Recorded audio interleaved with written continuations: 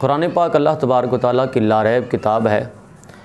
اس کو اگر قرآنی اصول و قوانین اور شریعت کے مزاج کے مطابق سمجھیں گے تو ہی یہ اپنا مزاج ہمیں سمجھا سکے گا، وگرنہ ظاہر سی بات ہے مسلمانوں پر جو کفر و شرک کے فتوے لگائے جاتے ہیں وہ کسی سے ڈھکے چھپے نہیں۔ مثلا عموماً یہ کہا جاتا ہے کہ اللہ کے علاوہ کوئی اور مددگار نہیں، اللہ کے علاوہ کوئی اور مشکل کشا نہیں، اللہ کے علاوہ کوئی اور حاجت روا نہیں۔ میں منطقی لہجے میں کوشش کروں گا کہ بات سامعین کے ذہن میں ڈال سکوں۔ یاد رکھیں، یہ ضرور ہے کہ اللہ تبارک و تعالیٰ حاجت روا ہے، مشکل کشا ہے۔ اللہ رب العزت حاجت روا اور مشکل کشا ہے، لیکن ہر حاجت روا اور مشکل کشا رب ہو یہ ضروری نہیں۔ یعنی رب وہ ہے جو حاجت روا اور مشکل کشا، یہ اس کی صفتیں ہیں، یہ اس کی شانیں ہیں، لیکن ہر حاجت روا اور مشکل کشا یہ رب ہو یہ ضروری نہیں۔ اس بات کو سمجھنے سے پہلے چند باتیں آپ ملاحظہ فرمائیں۔ مثلا لفظ ولی جو ہے، اب اس کے بارے میں قانون اور کلیہ یہ ہے کہ جب یہ اللہ تبارک و تعالیٰ کے مقابلے میں استعمال ہوگا تو ایسی صورت میں لفظ ولی کا مطلب معبود ہوگا، رب ہوگا، مالک ہوگا وغیرہ وغیرہ۔ معبود یعنی اس کا مطلب ہوگا جب یہ رب کے مقابلے میں آئے گا، اور جب یہ رب کے مقابلے میں نہیں استعمال ہوگا ایسی صورت میں اس کا معنی دوست بھی ہوگا، مددگار بھی ہوگا۔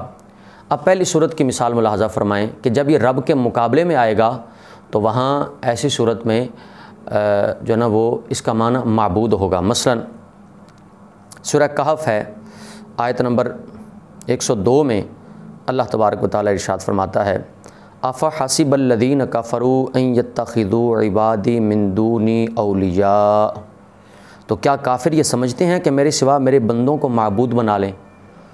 اگر ہم لفظ ولی کا معنی ہر جگہ ایک ہی کریں اور ہم اس کو لے کر ہم مسلمانوں کو معاذ اللہ کافر بنانا شروع کریں تو یہ سلسلہ تو دور تک جائے گا۔ اب یہاں پر لفظ ولی جو ہے یہ رب کے مقابلے میں چونکہ استعمال ہوا ہے، اس لیے یہاں ولی بمعنی معبود استعمال ہوگا، اور جب رب کے مقابلے میں یہ استعمال نہ ہو تو ایسی صورت میں لفظ ولی کا معنی دوست ہوتا ہے، مددگار ہوتا ہے۔ مثلا اللہ تبارک و تعالیٰ نے سورہ مائدہ آیت نمبر 55 میں ارشاد فرمایا انما ولیکم اللہ ورسولہ والذین آمنوا الذین یقیمون الصلاۃ ویؤتون الزکاۃ وہم راکعون، کہ تمہارا دوست یا مددگار صرف اللہ اور اس کے رسول اور وہ مومن ہیں جو زکوٰۃ دیتے ہیں اور رکوع کرتے ہیں۔ تو اب آپ ملاحظہ فرمائیں کہ اس آیت میں اللہ کے علاوہ رسول کو بھی مددگار فرمایا گیا، مومنین کو بھی مددگار فرمایا گیا۔ اگر یہ ایک ہی قطار میں اور ایک ہی صف میں سب کو لا کر فتویٰ لگایا جائے گا تو ظاہر سی بات ہے یہ فتویٰ دور تک جائے گا۔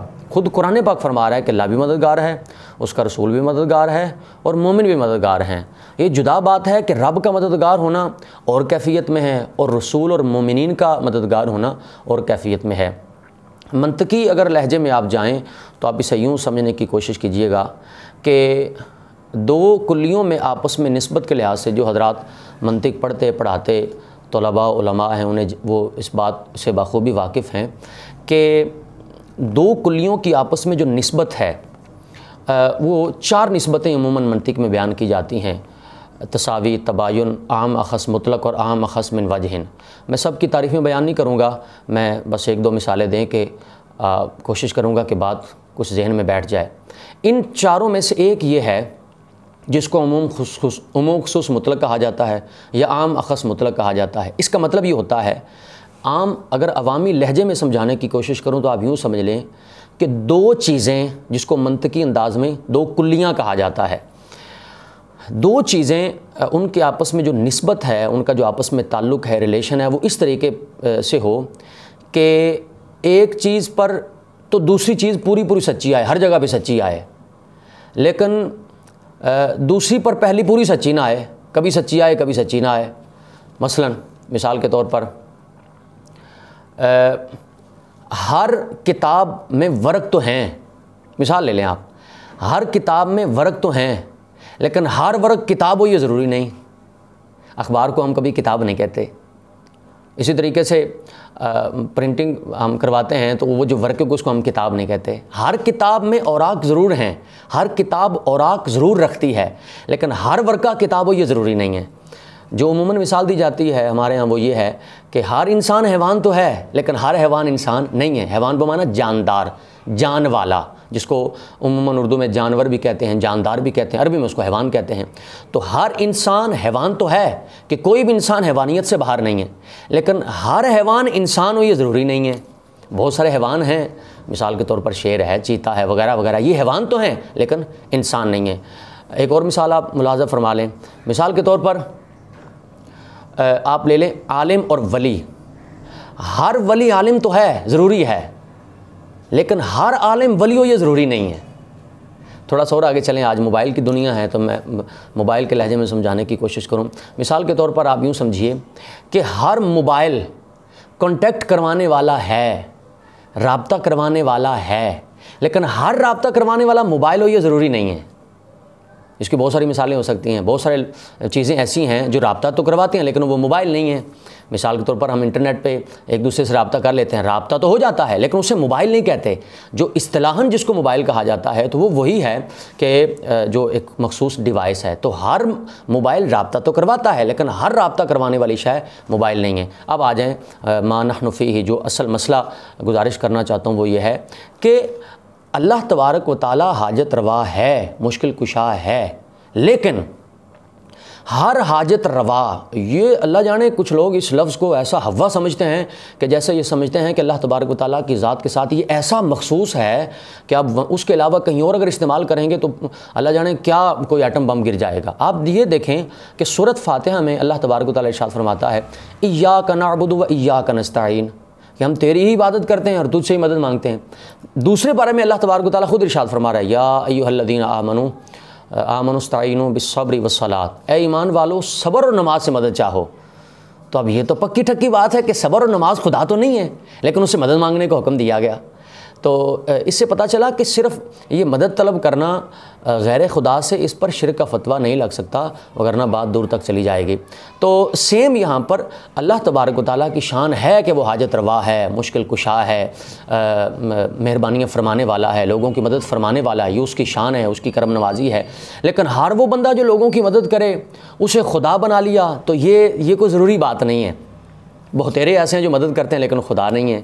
اگر اس کو منطق کے انداز میں اور اس کے لب و لہجے میں سمجھیں گے تو امید ہے بات سمجھ میں آئے گی. اور یہ دنیا میں بھی ہے, دنیاوی لحاظ سے بھی ہے. رب ارحمہما کما ربیانی صغیرا, یہ پرورش ماں باپ کرتے ہیں, یہ کیا تھوڑی مشکل کشائی آئی, کیا تھوڑی حاجت روائی ہے.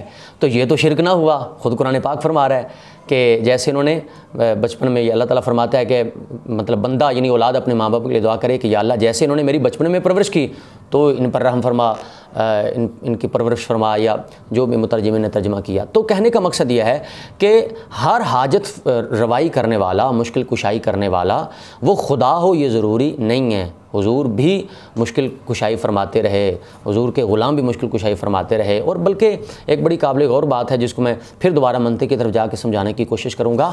آپ تھوڑا سا ملاحظہ تو فرمائیں کہ اللہ تبارک و تعالیٰ جو اس میں جلالت ہے, اس کی ماہیت کیا ہے, اس کی ڈیفینیشن کیا ہے, اس کی ڈیٹیل کیا ہے.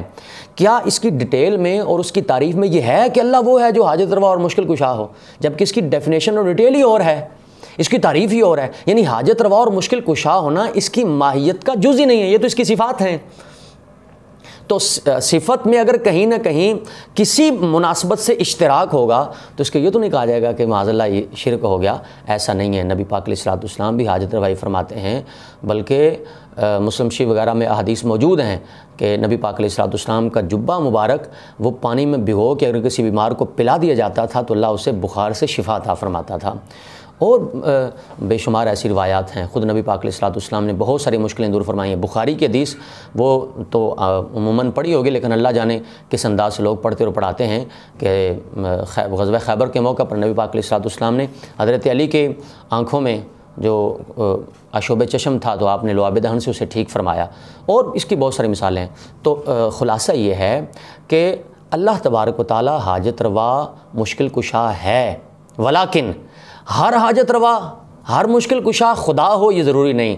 لہٰذا یوں نظر نہ دوڑے برچھی تان کر اپنا بیگانہ ذرا پہچان کر، کس طرح کوئی مشرک ہوگا نہیں ہوگا، اس کو توجہ سے دھیان سے سمجھ کر مسلمانوں پر رحم کرنے کی اپیل ہے۔